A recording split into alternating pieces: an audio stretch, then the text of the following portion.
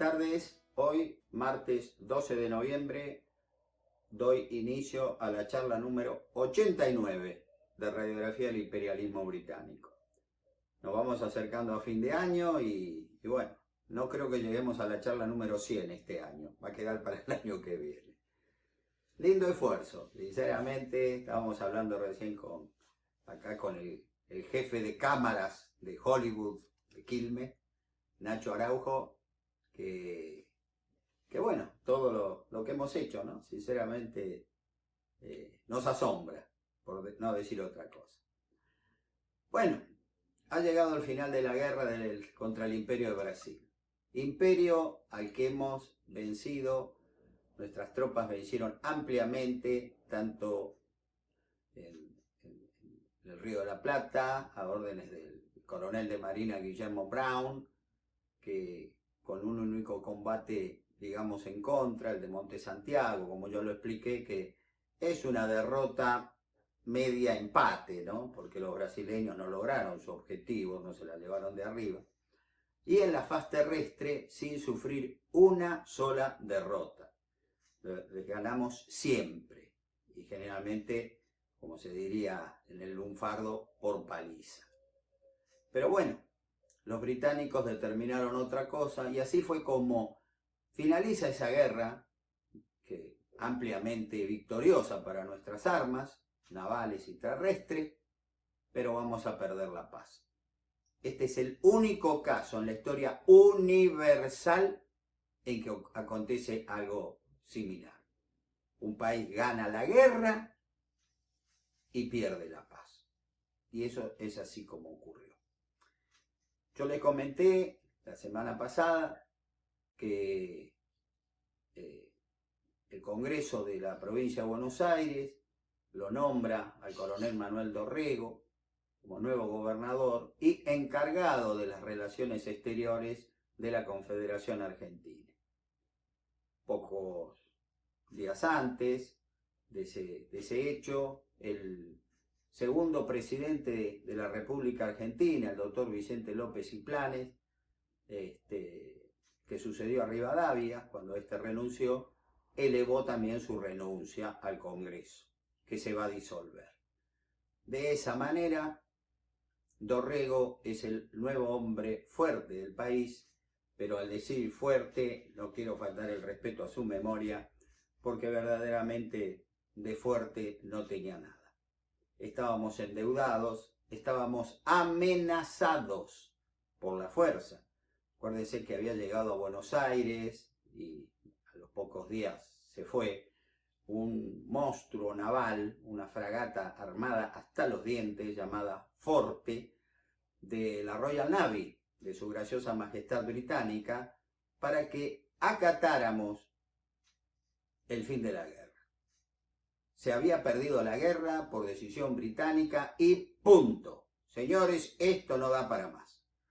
El cínico, mediador entre comillas, británico, Lord Ponsonby, le escribe el 2 de enero de 1928 al primer ministro británico George Canning.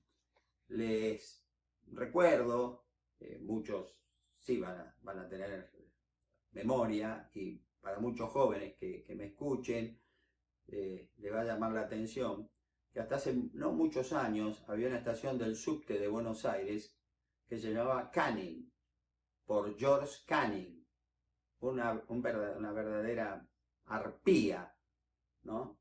Que tanto daño nos hizo. Sin embargo, lo honramos con el nombre de una estación del subte.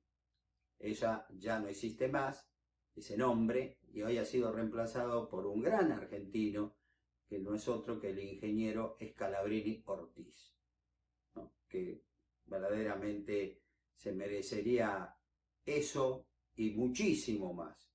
Ojalá los libros del ingeniero Scalabrini Ortiz fueran de conocimiento de la población, especialmente de los jóvenes. Estas charlas, estos libros que estoy escribiendo, están dedicados a la juventud, al futuro, no al pasado. El pasado hemos sido verdaderamente hemos dado lástima. Bueno, le escribe este hombre, el señor Ponsonby, este Judas, verdaderamente, que tenía que mediar entre las partes para llegar a un buen entendimiento y lograr la paz. Este hombre trabajó solamente para un buen entendimiento para el Imperio Británico. Y le dice así, en un párrafo, ¿no? Me parece que Dorrego será desposeído de su puesto y del poder muy pronto. Sus amigos personales comienzan a abandonarlo. El partido opuesto a él, los unitarios, esperan solo noticias de Córdoba para proceder contra él. O sea, fíjense, recién había asumido como gobernador y encargado de las relaciones exteriores de nuestra patria, y el mediador británico, Ponsonby, le escribe al ministro George Canning, Dorrego no va a durar mucho. Y tenía razón. El domingo 9 de marzo le vuelve a escribir a Canning.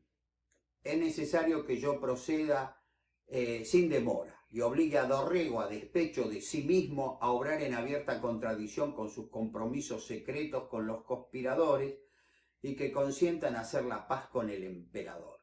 Esta frase, fíjese, con los conspiradores, ¿quién eran? Los llamados federalistas, gente que trabajó a muerte para derrocar a Rivadavia, pero que ahora en el poder, creyendo ilusamente que los británicos les iban a conceder un tiempo para ver, bueno, cómo hacemos. No les daban ni un segundo. Firmen la paz, entreguen el territorio de la banda oriental. Hay que crear el estado tapón, como su graciosa majestad británica desea.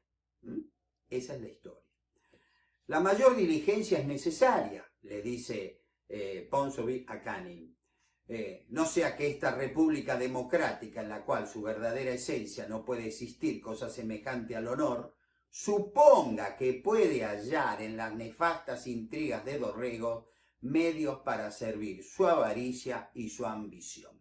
Ya lo empiezan a ofender a Dorrego, ¿no? ¿Cómo se llama? Sus nefastas intrigas de avaricia. Palabras de Lord Ponsonby. Ojo, a Canning. Avaricia y ambición, llamaba el desenfadado Lord Ponsonby al deseo de conservar su propio territorio. Esto son palabras virales, patrióticas, de Raúl Scalabrini Ortiz. Y tuvo razón.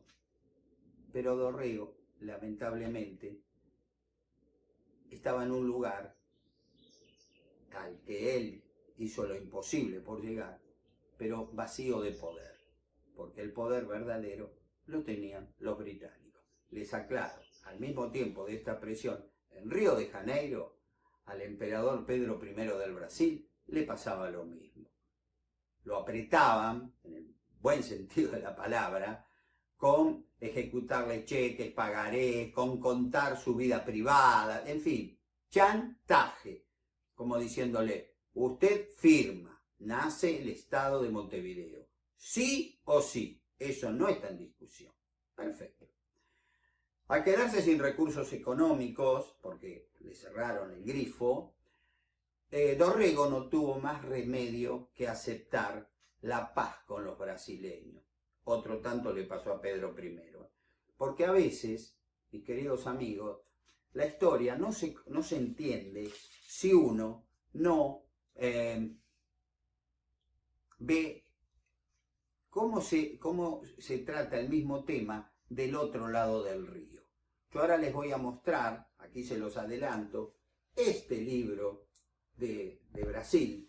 Es un pequeño compendio de historia brasileña que cuando les lea un pequeño párrafo, ustedes no lo van a poder creer. Pero yo, gracias a este pequeño libro, supe qué pasaba del otro lado del río al mismo momento. Dorrego está siendo presionado. Lo tienen ahorcado económicamente. Al emperador Pedro I le pasaba lo mismo. ¿Y por quién? Por la misma potencia, Gran Bretaña. Dorrego no tiene más remedio porque está económicamente asfixiado, que designar como parlamentarios especiales ante el gobierno de Su Majestad Imperial en Río de Janeiro a los generales Tomás Guido, gran amigo del general San Martín, y Juan Ramón Balcarce, un gran patriota. Y estos hombres se embarcaron en una misión tristísima, porque el pueblo todavía los despidió con alegría, como diciendo, bueno, ahora sí, ya nos sacamos de encima al traidor de Manuel J. García. Estos hombres sí que van a traer lo que tantos anhelamos. La banda oriental vuelve a ser Argentina. Pero esta gente no podía lograr eso. Ellos tenían que firmar como un cheque en blanco. Lo que le pusieron los británicos, tanto ellos como los brasileños, lo iban a tener que firmar y lo firmaron. Se embarcan rumbo a Río de Janeiro, en Buenos Aires, y vuelvo a repetir, para finiquitar una guerra en la que nosotros triunfamos ampliamente, pero fue una terrible, terrible paliza la que sufrió el Imperio de Brasil, tanto en agua como en tierra, y sin embargo íbamos a afirmar que la banda oriental no volvía a nuestra patria. La banda oriental se iba a transformar en un país chiquito, un país tapón, ¿no? Y ese país tapón se llamaba en ese momento el Estado de Montevideo. Con un margen de maniobra nulo, el miércoles 27 de agosto de 1828, nuestros representantes diplomáticos firmaron en la capital del imperio, en la ciudad de Río de Janeiro, el fin de la guerra. Firmaron el Tratado de Paz Provisional, con el cual se creaba el Estado de Montevideo. Vuelvo a repetir una vez más, disculpen si soy un tanto reiterativo sobre esto. Ganamos la guerra, perdimos la paz. Ninguno de los dos países, ni Argentina ni Brasil, habían logrado vencer. Ninguno pudo imponer sus objetivos, que los llevó a esta guerra. El sacrificio de ambas partes, los muertos, los heridos, el drama económico, no les sirvió de nada. A los únicos que les sirvió fue a los intereses espurios, a los intereses entre bambalinas, tras los cortinados de los británicos.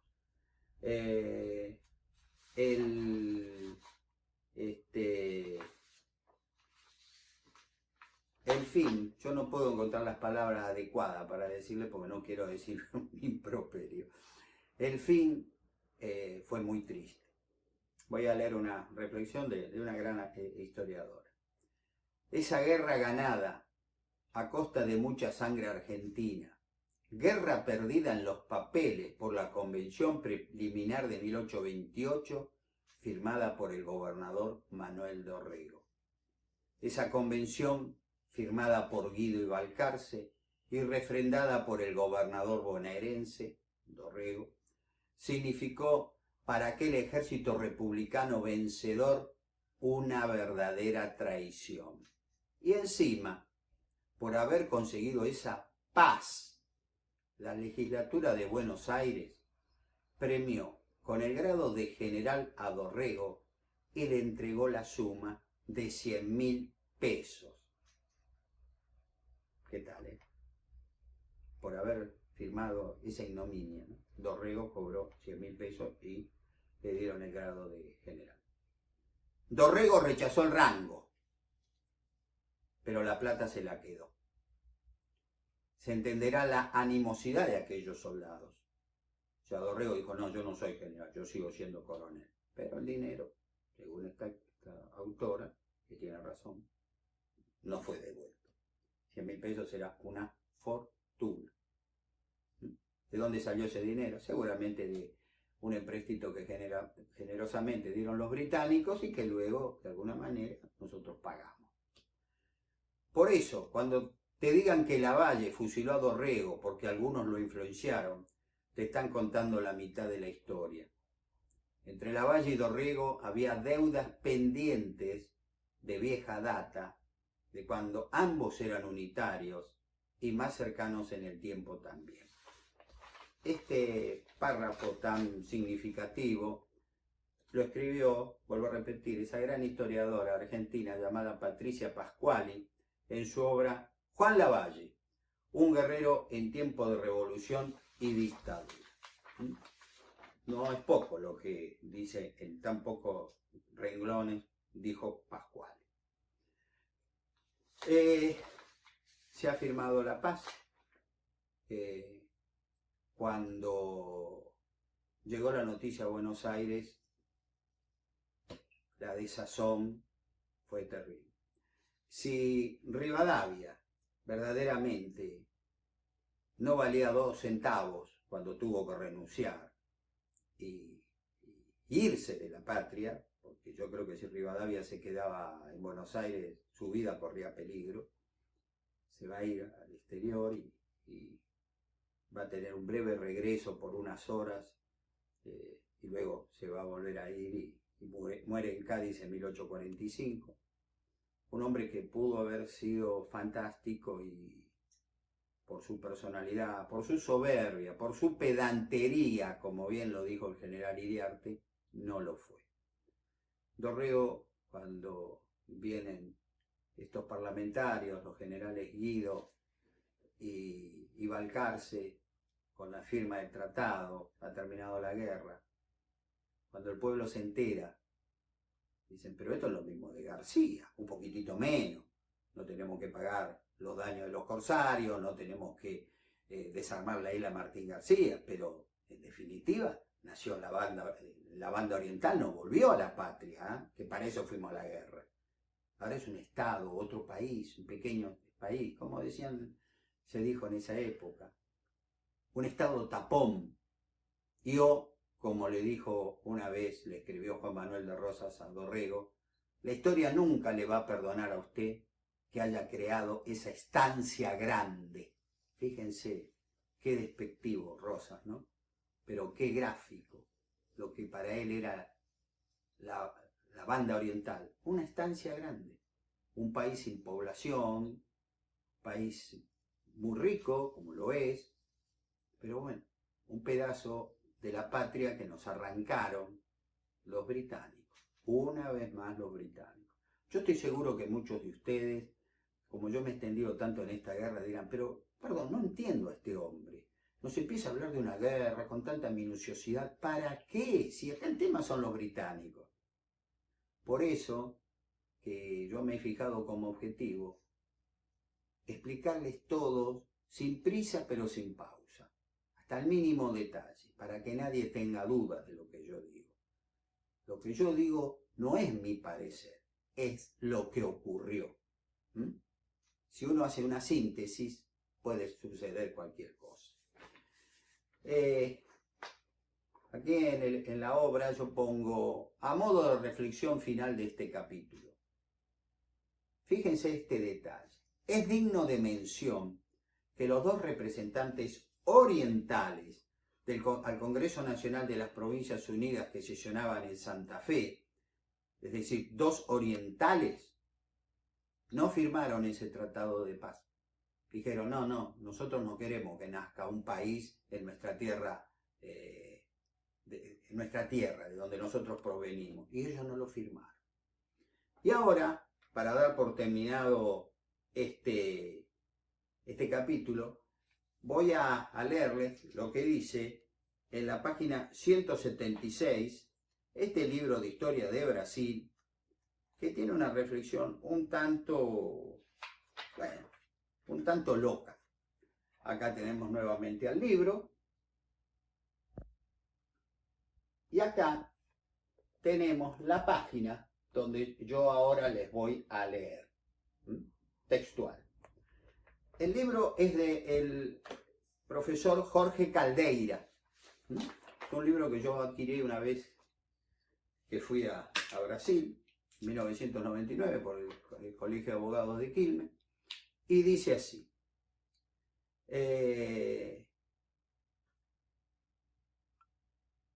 La crisis por el Tratado de Reconocimiento de la Independencia del Uruguay se agravó cuando el emperador abrió en 1825 un nuevo frente de conflicto, una guerra con la Argentina. Refiriéndose a Brasil, dice: para un país sin dinero y desunido, nada podía ser peor. Don Pedro I solo se empeñaba en comprar navíos y contratar mercenarios, pues no encontraba muchos brasileños dispuestos a luchar en una guerra que no querían. Eso es cierto. Esa desconfianza reflejábase en la falta de motivación de las tropas. Por eso, y por favor escuchen bien lo que les voy a decir ahora, por eso, sin perder en los campos de batalla, o sea, los brasileños, para un alumno del Colegio Secundario de Brasil que lee este párrafo, la guerra con Argentina, este señor Caldeira y otros seguramente repitiéndolo, dicen, sin perder en los campos de batalla. Y ustedes vieron que en las últimas charlas son derrota tras derrota, derrota tras derrota, Yerbal, Bacacay, Capacuá, Ituzaingó, Juncal en el mar, en fin, Patagones, derrota, todas derrotas brasileñas. Pero este señor pone, sin perder en los campos de batalla, el Brasil no tenía cómo vencer en esa guerra. Y acabó con un acuerdo en 1828 que dio origen al Uruguay. Aunque ustedes no lo crean, así se escribe la historia, en este caso de Brasil, así se enseña la historia. Los brasileños fueron a una guerra en donde nunca perdieron una batalla, pero tuvieron que inventar el Uruguay. Como diría el siempre recordado autor norteamericano estadounidense Ripley, es verdad, aunque usted no lo crea. Mis queridos amigos, con esto doy por finalizada esta charla, con la tristeza del resultado de la guerra con el Brasil, y lamentablemente en la próxima, la número 90, voy a tener también la tristeza de contarles cómo se genera una guerra civil terrible, en la cual, como en toda guerra civil, como los cuervos, nos sacamos los ojos entre hermanos. Como siempre, han sido ustedes muy amables, les agradezco los escritos que me hacen llegar, los elogios y las críticas. Posiblemente les agradezco más las críticas. Muchísimas gracias por su atención. Muy buenas tardes.